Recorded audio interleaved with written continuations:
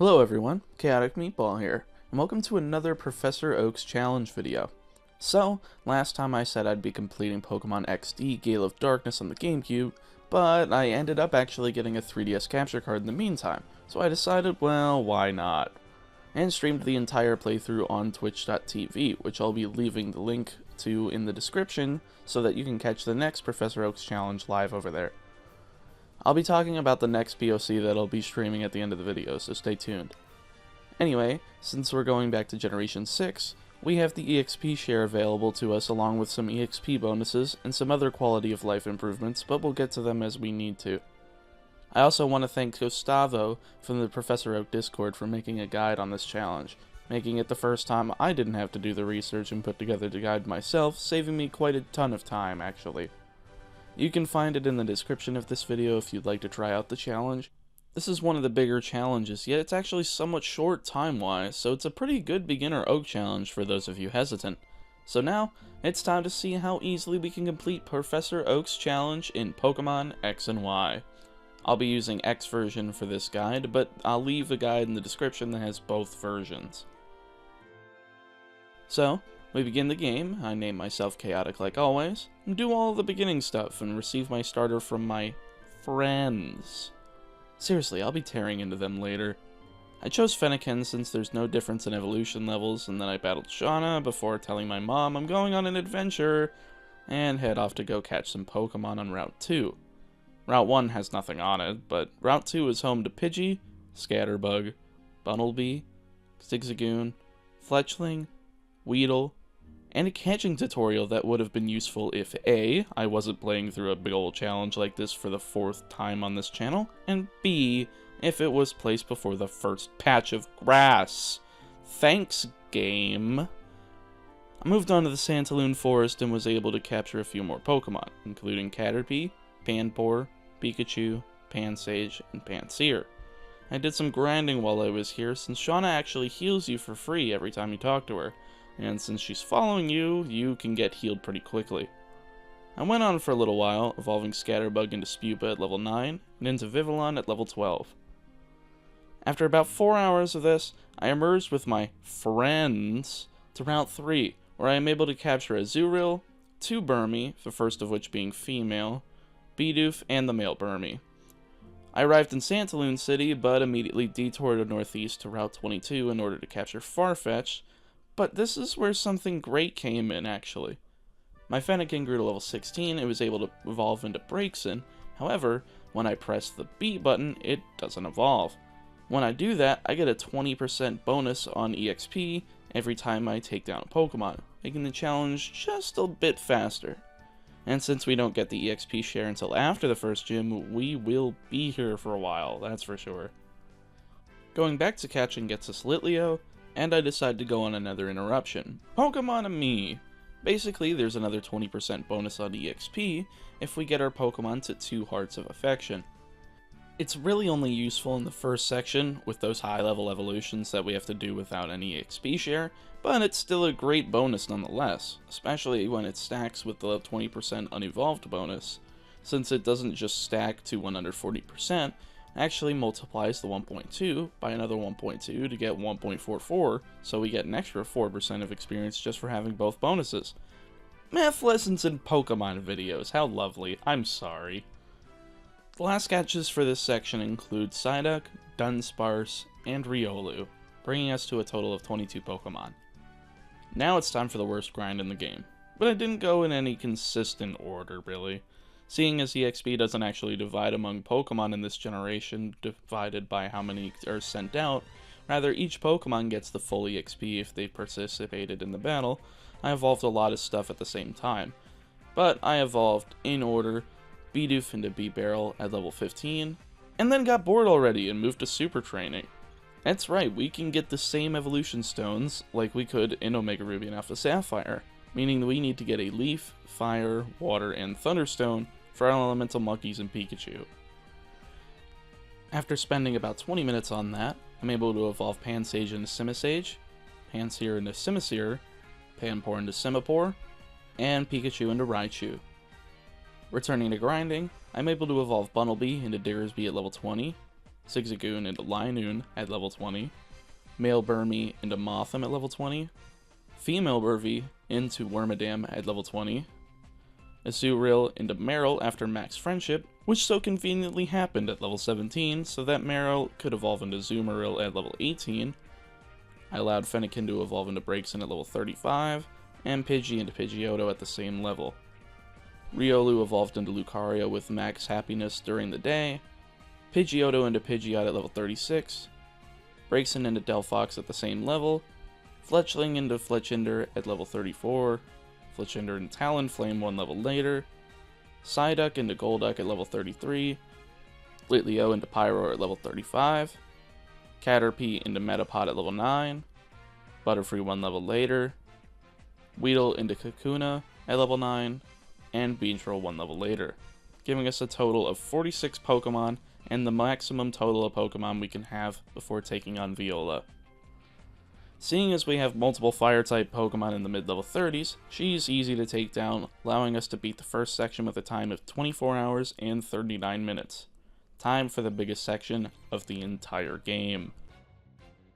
I healed and went north to grab the EXP share and take down the encounters of Route 4, nabbing Flabébé, Ladybug, Skitty, Badoo, male Ralts, female Combee, and a female Ralt. This is all the encounters for Route 4, so I go to Super Training to get myself Shiny Stones for Roserade and Florges, a Dawnstone for Gallade, and a Moonstone for Delcatty. I immediately use the Moonstone to evolve Skitty into Delcatty, getting me up to 53 Pokemon. Now I'm able to move on to Lumiose City, stopping at Sycamore's Pokemon Lab to battle him and grab a Kanto starter. I grab Bulbasaur since he evolves at level 32 rather than 36 like the other Kanto starters, and move on to Route 5 after a few small interruptions by my friends. Route 5's encounters include Doduo, Gulpin, Furfrou, Scraggy in a Horde encounter, Monin and Plusle, also in Horde encounters, and Flabébé evolved into Floette level 19 during the search for Route 5 encounters, as well as into Florges after I used a Shiny Stone. Last but not least, I got Ladybug to Ladian at level 18 during the search as well. Moving into the purple flowers allows us to capture even more Pokemon, adding Pancham and Skiddo to the total, as well as evolving my Combee into Vespiquen at level 21 while searching for Abra. And finally, about after 45 minutes of searching, I'm able to We'll get this later. After that frustrating loss, I arrived in Camphreer Town and went into the castle in order to move on to Route 7. Yeah, there's nothing here. We're unable to go past the Snorlax and encounter any Pokemon, so I go on to Route 6 to the northeast and evolve my male Ralts into Kirlia, and use the Dawnstone for Gallade, then proceed to capture Esper, Nincada, 2 Oddish, Sentret, Honedge, and Kecleon in the grass. And in the bushes, we're able to get Venipede and Audino. After fetching Furfrou for the Parfum Palace owner, and watching his daytime fireworks show, of all things, why, we're able to return to Route 7, in which we specifically catch a female Snorlax, so that we're able to breed it into Munchlax later on. Now that we're on Route 7 proper, we're able to catch Smeargle, Volbeat, Ducklet, Illumise, Hoppip in a Horde, Roselia in a Horde, evolved right into Roserade with a Shiny Stone, took a break to breed a Pichu egg, and do a double battle against Tierno and Trevor, and went back to encounters, catching Krogunk, Swirlix, and Abra back on Route 5 now that we have Krogunk with Taunt. After this, I decided to take a break from catching and rank up at the Battle Chateau. This is the best place for grinding throughout the entire run from now on, seeing as levels progress upward as you rank up from Baron or Baroness all the way to Duke or Duchess. Once you hit Marquise or Marchioness, you're able to fight trainers that have Audino. These have massive EXP yields, and with the Red Rid of Challenge you have available at that point, they're level 45. This is before the second gym at level 45. But I don't get to that rank just yet, opting to go to the Connecting Cave in order to capture Meditite, Axew, Whismur, and Zubat. Emerging out of the other side of the southern cave allows me to get to the coastal Kalos Pokedex upgrade and proceed with capturing Mienfoo, following my first Oddish into Gloom, evolving Gulpin into Swallow at level 26, and grinding some super training in order to get the remaining stones for this section, allowing me to evolve Gloom into Blossom after using a Sunstone. Arriving in Ambret Town allows me to heal and grab Rock Smash for the time being, and moving back over to Route 8 allows me to nap Absol, evolve the second Oddish into Gloom and into Vileplume with a Leaf Stone, Inkay, Wingull in a Horde, Spoink, Drifloon, and here's why the difficulty comes in. Basically, in Pokemon X, there's a horde of 4 Zangoose to 1 Seviper. This is the opposite in Pokemon Y, but we're playing X, so I'll just go over this. If you're familiar with the lore of these Pokemon, you'll see them attack each other before they attack you, meaning Seviper is most likely going to get knocked out, seeing as Zangoose have Quick Attack. Zangoose have Quick Attack? Zangief has Quick Attack? Zangief has Quick Attack! My Bulbasaur's Razor Leaf needs to be able to knock out those 4 Zangoose without knocking out the Seviper, and seeing as it's a poison type and resists, it's not the problem. The biggest problem is the RNG associated with those Zangoose. You have to be extremely lucky to get a group that doesn't use Quick Attack. I was able to get Zangoose on the first horde since they're not the problem, and I even evolved Abra into Kadabra at level 16 during this whole ordeal. I decided to skip out on Seviper during this whole thing so I could return into it with a more powerful Pokemon with a multi-target move, so I grabbed the old rod from the fisherman in Ambret Town and used it to capture 2 Love Discs, Rock Smashing to find Dwebble and Binacle, and head back to Route 8 in order to capture Bagon. Going back to the Battle Chateau allows us to handle the grinding that I have so far, which takes a few hours admittedly before the Audono trainers and money start rolling in, but once I was able to get rid of Invitation, things flowed fairly smoothly. I realized I almost forgot to grab Magikarp over in Parfume Palace with the old rod, so I grabbed it and threw it into my party in order for it not to have to battle. I figured I'd also grab the Route 9 encounters at the time, seeing as I'm going to have to grind them all anyway.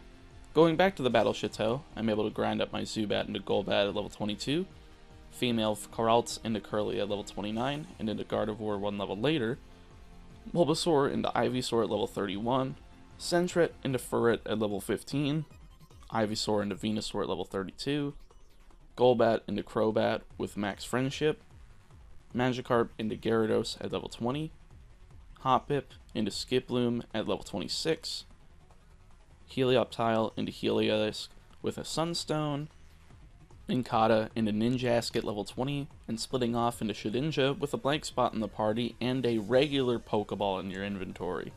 Skiploom into Jumpluff at level 27, Drifloon into Drifloom at level 28, and finally, I was able to get these Audono trainers to spawn after reaching the Marquise rank, making leveling much easier than before, especially for the crazy evolutions up ahead. I evolved Whismur into Loudred at level 39, and into Exploud 1 level later, Esper into Meowstic at level 25, Sandile into Krokorok at level 39, and into Crocodile 1 level later, Doduo into Dodrio at level 31, Venipede into Whirlipede at level 29, and into Scolipede 1 level later, Skiddo into Gogoat at level 32, Axew into Fracture at level 47, Spoink into Grumpig at level 32, Wingull into Pelipper at level 25, Fracture into Haxorus at level 48, Bagon into Shelgon at level 49, Mienfoo into Mienshao at level 50, Shelgon into Salamence at level 50, Binacle into Barbaracle at level 39, Dwebble into Crustle at level 34, Hippopotas into Hippowdon at level 34, Honedge into Doublade at level 35, Krogunk into Toxicroak at level 37, Inkay into Malamar at level 30, with my 3DS upside down, I mean okay, Doublade into Aegislash with a Duskstone, hatching Pichu from the egg I bred earlier, Ducklet into Swanna at level 35, and yeah, after I was done with that several hours of grinding, I went back to attempting Seviper and Zangoose hordes, and finally got one after using my Florges' Razor Leaf, as well as grabbing Tailo from the same route through a horde encounter. I turned my attention to Glittering Cave, capturing Lunatone, Cubone, and Solrock before taking care of Team Flare, leaving me to catch Onix, nab the Sail Fossil for Amora later, Rock Smashing for the Old Amber for Aerodactyl, Kangaskhan, Machop, Rhyhorn, Woobat from the ceiling, as well as Ferroseed from the ceiling, and finally Mawile. Going to the Fossil Restoration Lab in Ambret Town allows me to revive Amora and Aerodactyl, leaving me with only encounters on Route 10 left for the section. I evolved a Meditite and a Medicham at level 37 on the lower Route 8 before arriving in Salage City and trading my extra love disc for a Steelix of all things. Boy, I wish I could have done that in my Pokemon Platinum run. Next, and Dusk Balls were available here as well, so I decided to grab a ton of them with the money I got from the Battle Chateau, and grabbed the bicycle. I moved over to Route 10 in order to capture 8 Eevee, Snubbull, Emolga, Yanma, Golett, Sigilyph, evolving Pancham into Pangoro at level 32 in the process, Hawlucha, and lastly Nosepass via a Horde, making it the last capture of the section.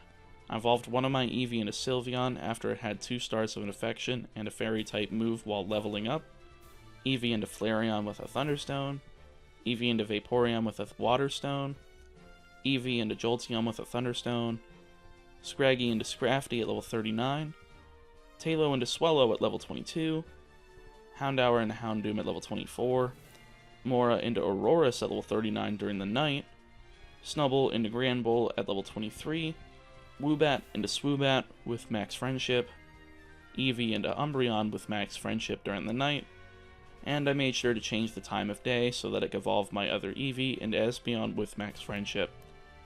Cubone evolved into Marowak at level 28, Machop into Machoke at the same level, no Machamp since we can't trade, Yanma into Yanmega at level 33 after learning Ancient Power, Ferroseed into Ferrothorn at level 40, Rhyhorn into Rhydon at level 42, and Golett into Golurk at level 43, finishing this section with an astounding 193 Pokemon, and the most you can have before fighting Grant. The Audino fights were a lifesaver for a section like this, allowing me to evolve dozens of Pokemon in only a few hours, seeing as we can get a max of level 55 Audinos to fight against at this point in time. It's pretty good. Anyway, after getting Grant with a time of 43 hours and 35 minutes, we're officially over a third of the obtainable Pokemon capturable in this game with only 2 sections. Craziness, I know. I end up encountering Team Flare again on the way to Geosenge Town, quite possibly the most boring town until the climax of the game's story, and I have to fight Karina before traveling on to Route 11, but this isn't for the badge, so this doesn't count. Route 11 is home to catches like Staravia, Sock, Nidoran female through a Horde, Dedenne, Nidoran male through a Horde, Nidorino, a female Hariyama, Jingling, Starly in a Horde, and Stunky. I used a Moonstone on Nidorino and to evolve into Nidoking, deposited him, and fought the trainers on Route 11 in order to evolve Nidoran female into Nidorina, and use a Moonstone to evolve into Nidoqueen. I went into Reflection Cave and caught everything I needed within a half hour, grabbing Mime Jr. in a Horde, Roggenrola, Carbink, Solosis, Sableye, a male Wobbuffet, Mr. Mime, and a female Wobbuffet, leaving only Route 12 for encounters for the rest of the section. After getting through the cave in about 10 minutes, I emerged in Shallor City and went east to Route 12 in order to get the last captures of the section, nabbing Miltank, Tauros, Pachirisu, Slowpoke, Execute, Chatot, Pinsir, and a Mareep in a Horde, those being the last catches. I used a Leaf Stone on Execute to evolve an Executor, and finish the Tower of Mastery in order to get to the gym. It would be a waste of time if I didn't just take this out before going back to the Chateau, so I figured, why not? I also fought the gym trainers since they're going to have to be all taken down anyway to get to the gym leader, then traveled back to the Chateau, evolving Mareep into Flaffy at level 19 since I wasn't paying attention and didn't press B on my way back. First things first though, I went to the daycare and dropped off my male Kadabra and my female Hariyama so that I could breed them for later. I went into the Chateau and evolved Roggenrola into Boldore at level 25, no trading, no Gigalith. I hatched Makihita after the evolution and went back to evolve the last few Pokemon of the section, those being Staravia into Staraptor at level 34, Flaffy into Ampharos at level 30, Stunky into Skuntank at level 34, Solosis into Duosion at level 40, Jingling into Chimecho with max friendship during the night, Duosion into Reuniclus at level 41, and Slowpoke into Slowbro at level 37. No Slowking since no trading, giving us a total of 232 Pokemon and the most you can have before fighting Karina for the Rumble Badge. I'm not going over individual Pokemon other than their levels since of course we've got the EXP share, but these high level Audino just make everything evolve in a span of minutes, so it's not even worth talking about, or else we'd be here for over an hour and nobody really wants that. So we whip Karina's butt twice, getting the Mega Ring for our troubles. I travel over to Route 12 after getting Surf, capturing Tentacool, receiving Lapras from this cool dude, and return to Shaler City to grab Mantike from Surfing, since I already got all the grass encounters in the last section. I traveled over to Coumarine City to grab the Good Rod, since there's quite a number of counters we can get with this, as well as HMO2 Fly. Going from closest to farthest, we can fish up Remoraid and Clamperl on Route 12, and since I know Remoraid and Mantike will evolve in one level, I make sure to go fight Serena in front of the Coumarine gym, so that I can evolve both of them into Mantine and Octillery respectively. Make sure to have Mantike in front of Remoraid in your party, or else the check for Remoraid will fail and Mantike won't evolve. Before I leave Coumarine, make sure to grab the Lax, Full, and Rock Incenses for breeding some baby Pokemon throughout the game. I figured I'd get the encounters I needed from Route 13 before going on to my fishing adventure, so I captured Gibble, Trapinch, and a female Dugtrio through the surface, then rock smashing for a Slugma and a female Graveler, leaving us to evolve Nosepass into Probopass by leveling it up once on this route and go fishing. The Good Rod in Shaler City can fish up Jincho. Heading over to Solage City can nab us Whalmer from surfing, Clauncher and Horsey from using the Good Rod. Fishing on Route 8 gets a Staryu with the Good Rod, and while passing by, I decided to breed Snorlax for Munchlax, making sure I had attached the full incense before putting her in the daycare. This allows me to grab the Parfum Palace fishing encounters, those being Corphish and Goldeen. After nabbing those, I bred the Wobbuffet that I caught and put them in the daycare. Moving all the way back to Route 3 allows me to grab a female Masquerain by surfing, and going to Route 22 gives me the opportunity to fish up a Carvana, being the last encounter for this section. I went ahead and took out the breeding for this section before training, hatching Wynot, Munchlax, Geodude, Surskit, and Diglett.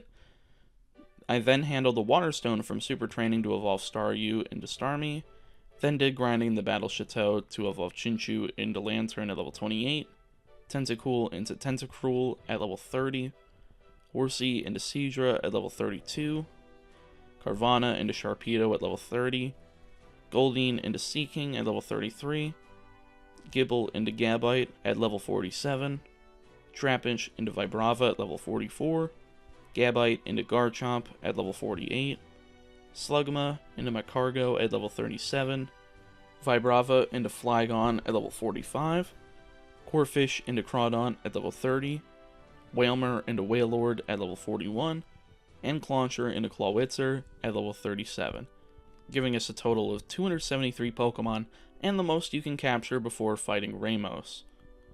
This section literally only took 3.5 hours, pretty short for having 41 Pokemon to capture and evolve, especially when 2 pseudos I had were needed to evolve in this section.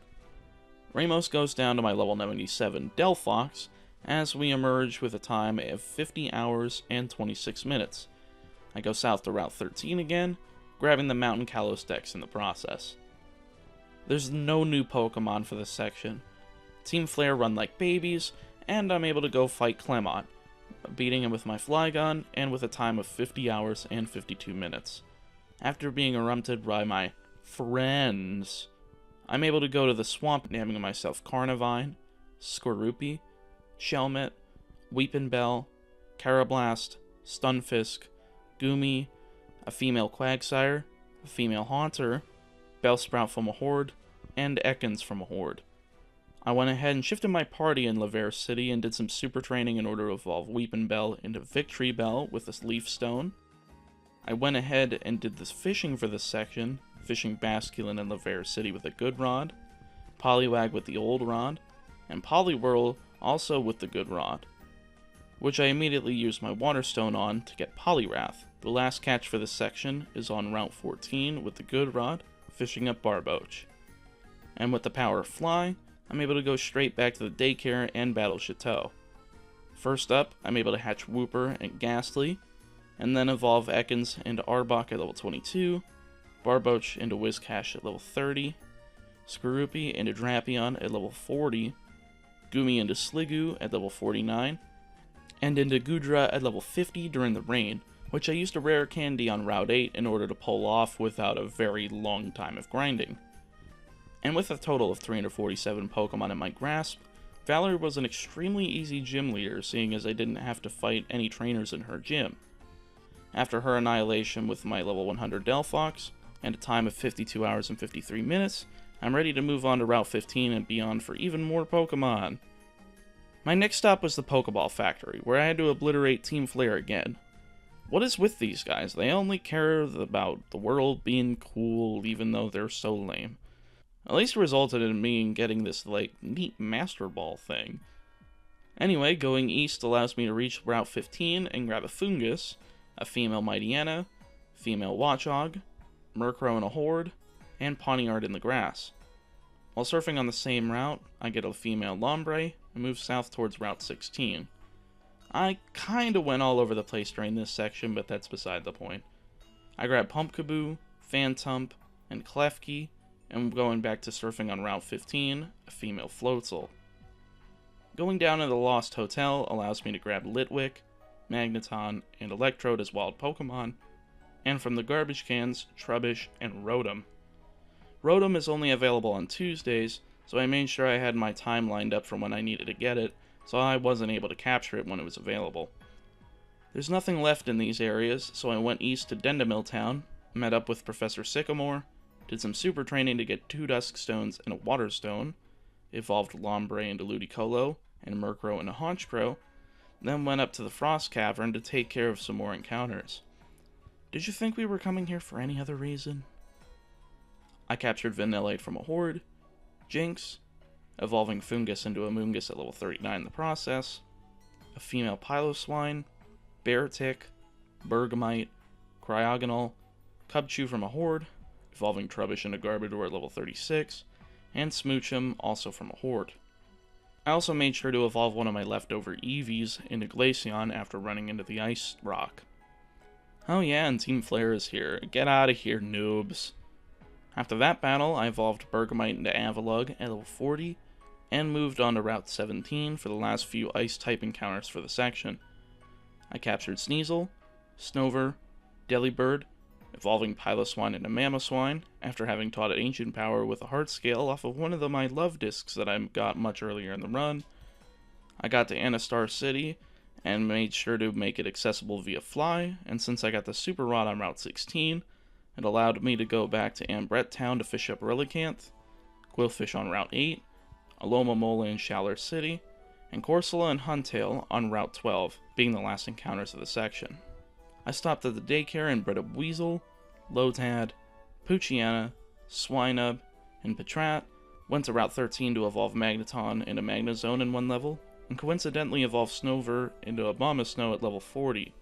Then lastly traveled over to the Chateau to evolve Litwick into Lampent at level 41, and immediately into Chandelure with a Dusk Stone.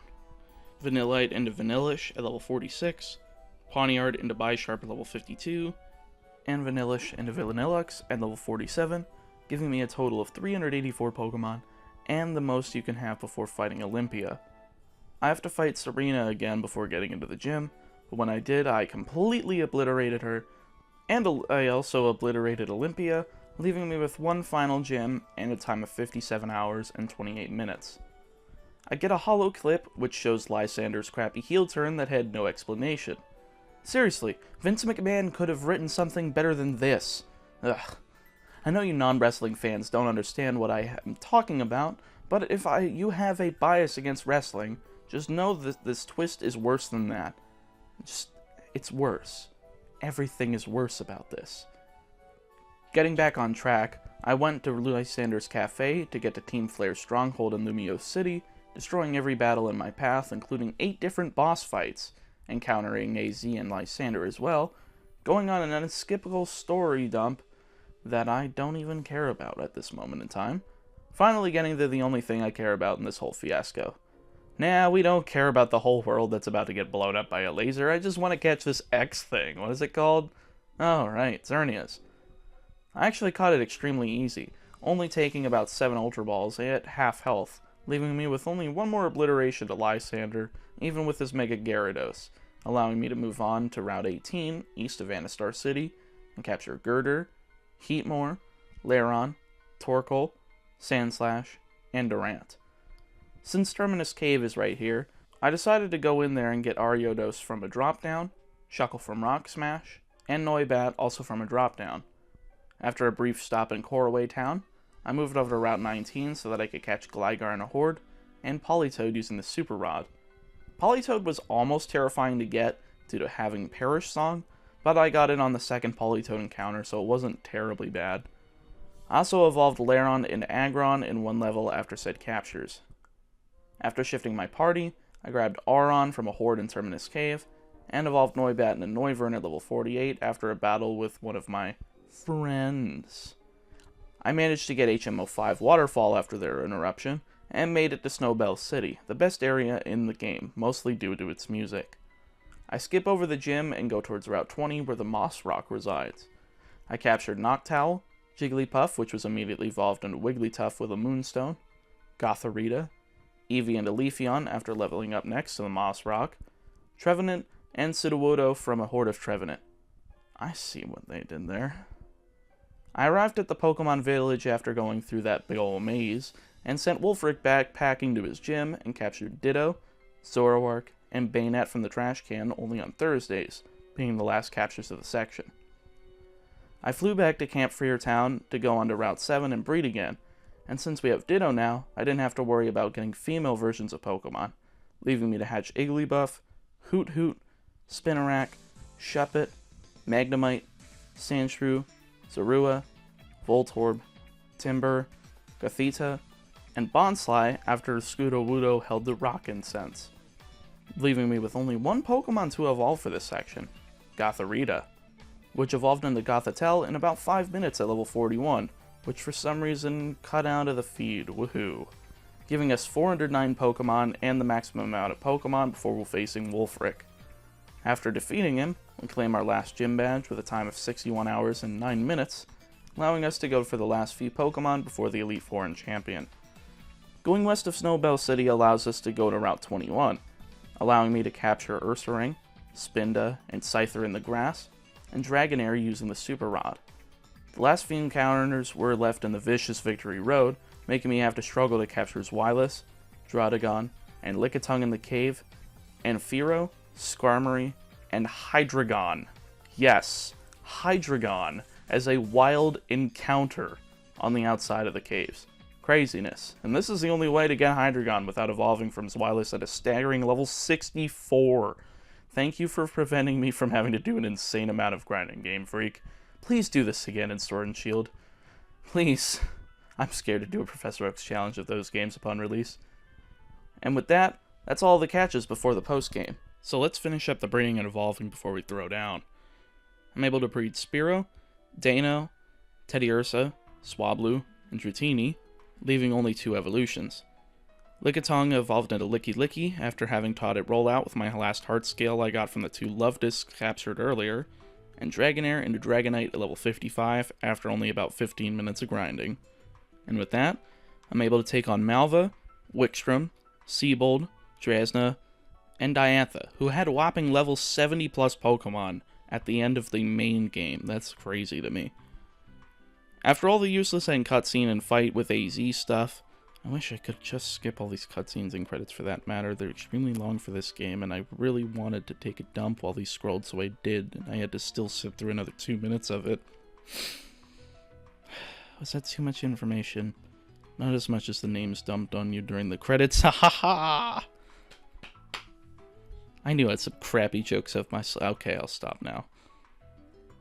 After returning from the title screen, I'm able to trade with any random Pokemon with Shauna outside of my character's house for a second starter, gaining Chespin since I chose Fennekin at the beginning.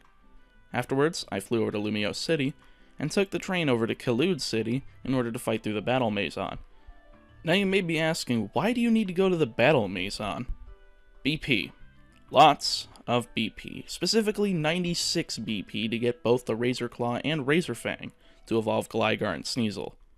And this is the only area that you can attain either of them in the entire game. So I spent nearly 4 hours grinding through repetitive battles. The first 48 BP were great. I was able to keep my streak, take down the whole regular single battle challenge, and the battle Chatelaine Nita, but I kept losing on the second run through, getting relatively unlucky, so it took too much longer than the first 48. But I was able to get the items, and I headed back to Glittering Cave, where I had to use Rock Smash to get a massive 6 different fossils, which took me only about 20 minutes to get, reviving into Lileep, Anorith, Shieldon, Granados, Tortuga, and Archon. And with one final grinding session, I'm able to evolve Gligar into Gliscor while holding the Razor Fang at night, Sneasel into Weavile while holding the Razor Claw at night, Chespin into Quilladin at level 35, and into Chestnut 1 level later. My rank increased into Grand Duke, allowing me to fight level 65 Audino, and finish the last grind even faster, giving me Lileep into Cradillia at level 40, Tortuga into Caracosta at level 37, Archon into Archeops at level 37, Anorith into Armaldo at level 40, and Shieldon into Bastiodon at level 30, all within 20 minutes. This leaves only 3 Pokemon left in the game, all legendary Pokemon to be exact. I traveled back over to Terminus Cave and went into the deepest chamber to capture Zygarde 50%. Yeah, I know it doesn't have any other forms in this game, but that's what the form is known as now. It only takes about 6 Dusk Balls to capture it, allowing me to move on to the Pokemon Village so that I can surf into the Unknown Dungeon and capture Mewtwo. Mewtwo is normally the hardest encounter in Gen 1 and in the Gen 1 remakes, so I'm sure that I'm going to have a relatively difficult... Wow. 1 ball. Good thing I didn't use the Master Ball here. My last encounter is Zapdos, which is the legendary bird you'll obtain if you would choose Fennekin, which I have to use Repels to encounter it 11 separate times before I was able to get it to appear in Sea Spirit's Den in Azure Bay, which is north of Route 12, allowing me to capture it with the Master Ball and finish the challenge with a total of 422 Pokemon and a time of 67 hours and 50 minutes. But how hard really was it? This run was actually done pretty efficiently, seeing as I was able to beat the previous record by about 9 hours, but I felt like there could have been a lot more efficiency here. Some time was wasted at the beginning and ending of streams, saying hello and goodbye, doing raids before putting the 3DS in sleep mode and such, other time suckers that shouldn't really have been there. I also probably won't do this again myself to get the time down, but I can definitely see sub 65 hours being possible in this game. I also would like to give a shout out to my Twitch viewers during the slightly over week-long marathon I was running this game. I somehow was able to beat this entire challenge in the span of 8 days, and edited this video within 3, so this is totally tiring me out. But next time on the Professor Oak's Challenge, we'll be finishing off the GameCube saga with Pokemon XD, Gale of Darkness.